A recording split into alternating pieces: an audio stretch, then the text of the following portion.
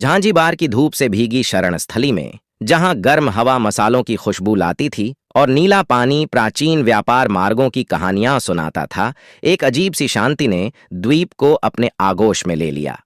लोगों को इस बात का अंदाजा नहीं था कि पलक झपकते ही उनकी नियति एक ऐसे युद्ध में बदलने वाली है जो इतिहास के इतिहास में अब तक के सबसे छोटे संघर्ष के रूप में अपना नाम दर्ज करा लेगा।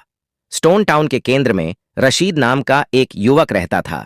एक मछुआरे के रूप में उन्होंने अपने दिन हिंद महासागर में जाल डालने, भरपूर मछलियां पकड़ने और तारों के नीचे शांत रातों का सपना देखने में बिताए। राशिद अपनी जिंदा दिली और संक्रामक हंसी के लिए जाने जाते थे, जो शहर की तंग गलियों में गूंजती थी। एक मनहूस सुबह निकट आते युद्धपोतों की दूर से गड़गड़ाहट से रोजमर्रा की जिंदगी की धीमी गड़गड़ाहट बाधित हो गई। जंगल की आग की तरह पूरे द्वीप में दहशत फैल गई और रशीद के गांव तक पहुंच गई, जब वह समुद्र में एक और दिन के लिए अपनी नाव तैयार कर रहा था। यह खबर ज्वार की लहर की तरह फैल गई। यूनाइटेड किंगडम ने झांझीबार सल्तनत पर युद्ध की घोषणा कर दी थी। अविश्वास में रशीद स्टोन टाउन के केंद्र में पहुंच गया, जहां एक अस्थायी मिलिशिया अपने घर की रक्षा के लिए जल्दबाजी में इकट्ठा हो रही थी। ब्रिटिश अल्टीमेटम में ब्रिटिश समर्थक सुल्तान खालिद बिन बरगश को हटाने और ब्रिटिश अनुमोदित उत्तराधिकारी की स्थापना की मांग की गई। घड़ी टिक टिक कर रही थी और युद्ध अपरिहार्य लग रहा था। अराजकता के बीच राशिद के पिता, जो समुदाय के एक बुजुर्ग थे, एक ऐसे प्रस्ताव के साथ आगे बढ़े जिसने दोनों पक्षों की अपेक्षाओं को खारिज कर दिया।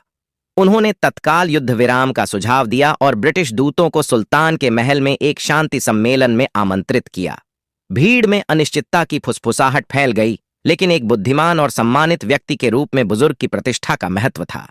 जैसे ही सूरज आसमान पर चढ़ गया, दोनों पक्ष अनिच्छा से अपरंपरागत प्रस्ताव पर सहमत हो गए। राशिद ने खुद को परस्पर विरोधी विचारधाराओं के बीच तनाव में फंसा हुआ पाया।